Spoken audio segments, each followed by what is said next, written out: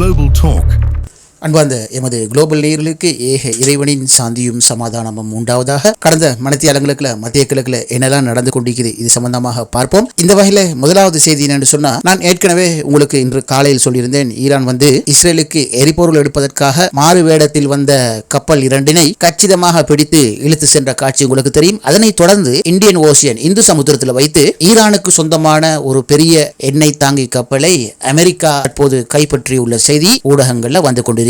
இதனைத் தொடர்ந்து சகோதரர்களே, ஈரான் ஒரு முக்கியமான அறிவித்தலை விட்டுக்கிறது. அது என்னன்னு சொன்னா, இவ்வளவு நாளும் நாங்க சொல்லிக் கொண்டிருந்தோம், ஹோர்மோஸ் நீரிணையில எந்த கப்பல் இதற்கு பிறகு போனாலும் அவற்றுக்கான கட்டணங்களை நாங்க அறவிடுவோம் என்று சொல்லி ஈரான் சொல்லிக் கொண்டிருந்தது. இந்த வகையிலே முதல் முறையாக ஹோர்மோஸ் ஊடாக சென்ற குறித்த ஒரு கப்பலுக்கு, அது எந்த கப்பல் சொல்லப்படல, கப்பலுக்கான கட்டணம் ஈரானுடைய வங்கி கணக்கில் வந்து சேர்ந்துள்ளதாக ஈரான் உத்தியோகபூர்வமாக அறிவித்துள்ளது. இந்த செய்தியை ஃபஜர் அரபு டிவி மற்றும் அல் ஜசீரா போன்றவை செய்தி வெளியிட்டுள்ளது. இந்த வகையிலே இப்போது ஹோர்மோஸ் ஜலசந்தையில் மிகப்பெரிய அழுத்தங்கள் நிலவுது. ஒரு பக்கம் ஈரான் அமெரிக்கா மீது அழுத்தம் செய்கிறது, அதாவது கப்பல்களை கைப்பற்றுறது. அது மாத்திரமில்லாம தற்போது வரியும் அறவிட ஆரம்பிக்கப்பட்டு விட்டது. இந்த நிலையில, அதாவது பதட்டமான சூழ்நிலையில உலகத்தில் இருக்கிற அநேக எண்ணெய் கப்பல்கள் ஹோர்மோஸ் ஊடாக எண்ணெய் எடுக்க செல்வதை தவிர்த்துள்ளதாகத்தான் செய்தி கிடைக்கிறது. இந்த வகையில இன்றிலிருந்து எந்த ஒரு கப்பலும் எண்ணெய் எடுக்க ஹோர்மோஸ் ஊடாக நுழைய வேண்டும் என்றால் ஈரானுடைய வங்கி கணக்கில் கட்டணம் செலுத்தப்பட்டிருக்க வேண்டும். ஆனா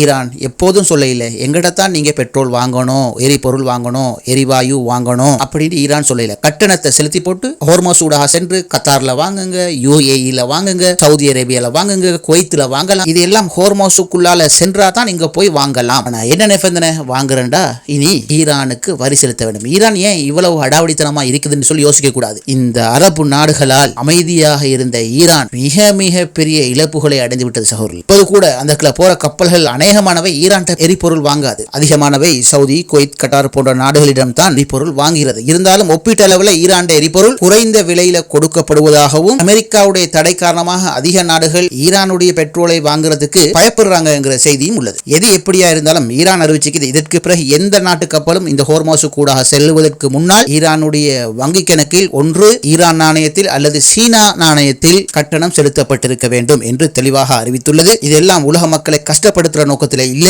இதெல்லாம் தந்திரோபாயமான போர் யுக்தி என்பது நமக்கு நன்கு தெரிகிறது. ஆனால் அதனால் ஏற்படக்கூடிய விளைவுகளை நாம் அனுபவித்தே ஆக வேண்டும். இப்போதே இலங்கையிட பெட்ரோல் எரிபொருள் விலை கூடிவிட்டது. இனி கட்டணம் செலுத்த ஆரம்பித்தால் அந்த கட்டணம் எங்கு அளவிடப்படும் என்றால், விற்பனை செய்யப்படும் எரிபொருள் மீது சுமத்தப்பட்டு ஒவ்வொரு நாடுகளும் கூடிய விலையில் எரிபொருள் வாங்க வேண்டிய நிலை ஏற்படும். இதனால் உள்நாட்டில் உள்ள சகல பொருட்களின் விலையும் உயர்வடையும் என்பதில் தவிர்க்க முடியாத ஒரு நிலைமை வந்துவிட்டது என்பது ஒரு கவலையான செய்தி சகோதரர்களே. ஈரான் ரொம்ப நாளா சொல்லிக் கொண்டிருந்தானோ, நாங்க அதால போற கப்பல்களுக்கெல்லாம் வரி விதிக்க போறோம் அப்படின்னு சொல்லிக் கொண்டிருந்தாங்க. ஆனா ஈரான் வரி விதிக்கல. யாராவது தங்களுடைய நாட்டில் எரிபொருள் பெற்றுக் கொள்வதென்றால் இங்க டாலர்ல பணம் செலுத்த வேண்டாம், சீனாவுடைய காசு அல்லது ஈரானுடைய காசில் செலுத்துங்க அப்படின்ற ஒரு சட்டம் ஈரான் வைத்துக் கொண்டிருந்தது. ஆனா இப்ப ஏற்கனவே ஈரான் சொன்னது போல சட்டத்தை அமுல்படுத்தி விட்டது. அதாவது ஹோர்மஸ் ஊடாக செல்லும் எந்த கப்பலும் ஈரானுக்கு பணம் செலுத்தித்தான் ஆகணும் என்ற ஒரு சட்டத்தை இன்றிலிருந்து பிறப்பித்து விட்டது. இது சர்வதேச பொருளாதாரத்துக்கு பெரியதொரு அடி, அமெரிக்காவுக்கே பெரியதொரு அடி. ஹோர்மோஸ் என்பது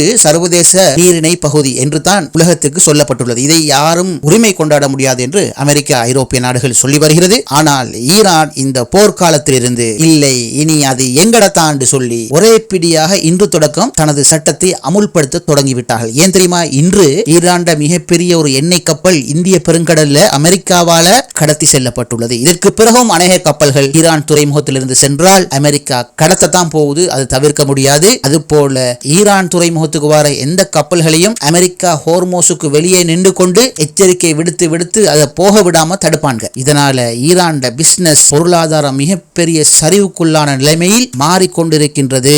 எனவே இதனை தடுக்கிறதுக்கும் அமெரிக்காவால இழந்து செல்லும் வருமானங்களை மீள ஈரான் பெற்றுக் கொள்வதற்கும் ஹோர்மோஸ்ல கட்டணம் அறவிடுவது தவிர வேறு எந்த வழியும் கிடையாது. இந்த வகையில் இந்த கட்டணம் அறவிடுவது சம்பந்தமாக சர்வதேச நாடுகள் ஈரானோடு கோபப்பட்டு எந்த பிரயோசனம் கிடையாது. இந்த நிலைமையை உருவாக்கியவர்கள் யார்? அமெரிக்கா தான் இந்த நிலைமையை உருவாக்கிச்சது. அமெரிக்கா ஈரானுடைய கப்பல்கள் எல்லாம் தடுத்து கொண்டு முற்றுகையிட்டு கொண்டு ஈரானுடைய எண்ணெய் கப்பல்களை கடத்தி கொண்டிருக்கும் வரை ஈரானும் இனி விடாப்புடியாக ஹோர்மோஸ் வழியில் வரும் அனைத்து கப்பல்களுக்கும் கட்டணம் வசூலிக்கத்தான் போகிறார்கள். இதன் மூலம் தாங்கள் ஒவ்வொரு நாளும் இழந்து போகும் வருமானத்தை இதன் மூலம் பெற்றுத்தான் ஆகுவார்கள். இது எல்லா நாடுகளையும் பாதிக்கும், அமெரிக்காவையும் பாதிக்கும். அமெரிக்காவுடைய சந்தைகளிலும் பொருட்களின் விலை உயர்வது தவிர்க்க முடியாது. நிச்சயமாக இது அமெரிக்காவுக்கு மிகப்பெரிய அடியாகத்தான் இருக்கும். எனவே இதை ஒரு போர் யுக்தியாக பயன்படுத்தி அமெரிக்காவுக்கு அழுத்தம் கொடுப்பதற்கு ஈரான் இந்த வகையான முடிவை எடுத்துள்ளது என்பதை நாங்கள் நன்கு புரிந்து கொள்ள வேண்டும். அடுத்த சகோதரர்களே, உங்களுக்கு தெரியும் 10 நாள் ஒரு போர் நிறுத்த ஒப்பந்தத்தை ஹிஸ்புல்லாக்களோடு செய்வதாக இஸ்ரேல் அமெரிக்காவில் வைத்து அறிவித்தது. அதாவது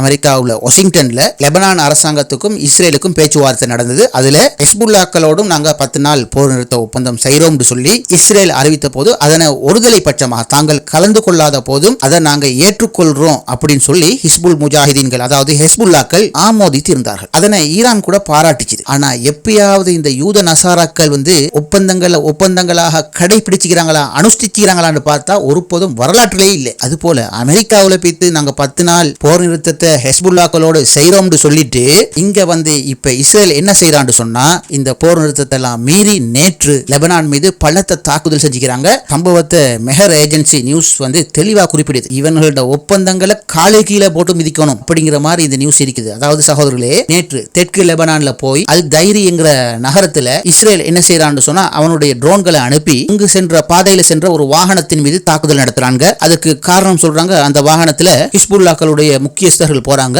அதனால தாக்குதல் நடத்த வேண்டி வந்தது.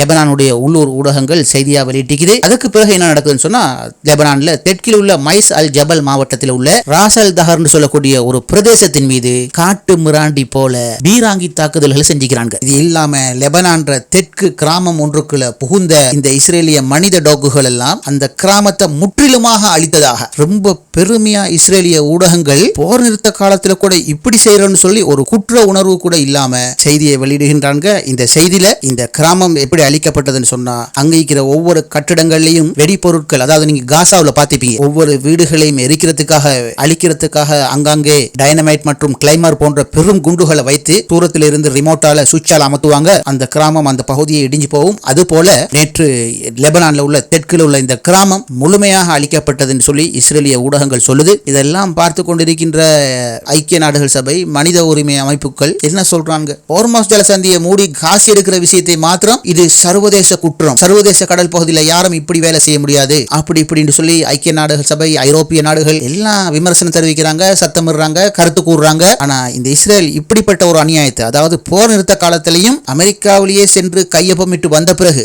அதுக்கும் இதுக்கும் எந்த சம்பந்தம் இல்லை என்பது போல இந்த லெபனான்ல இஸ்ரேலிய கொடுங்கோல்வாதிகள் நடந்து கொள்றாங்க.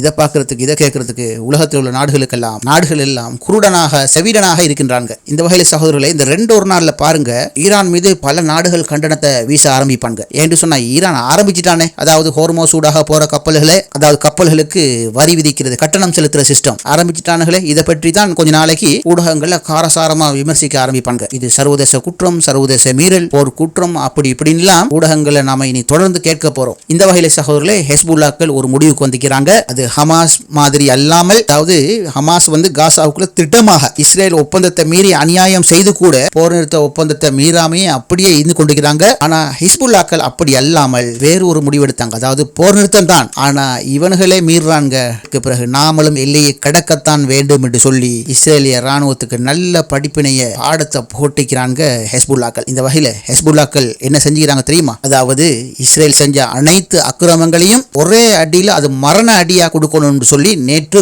11 மணி அளவில், அதாவது நேற்று 22ஆம் தேதி புதன்கிழமை அல் பைடா நகரத்தில், அதாவது லெபனானுக்கு இருக்கிற அல் பைடா என்கிற நகரத்தில் இஸ்ரேலிய ராணுவங்கள்லாம் ஒன்று கூடியிருப்பாங்க. அந்த இடத்தை நோக்கி மடமடவென்று தற்கொலை ட்ரோன்களை ஹெஸ்புல்லாக்கள் ஏவி இருக்கின்றார்கள்.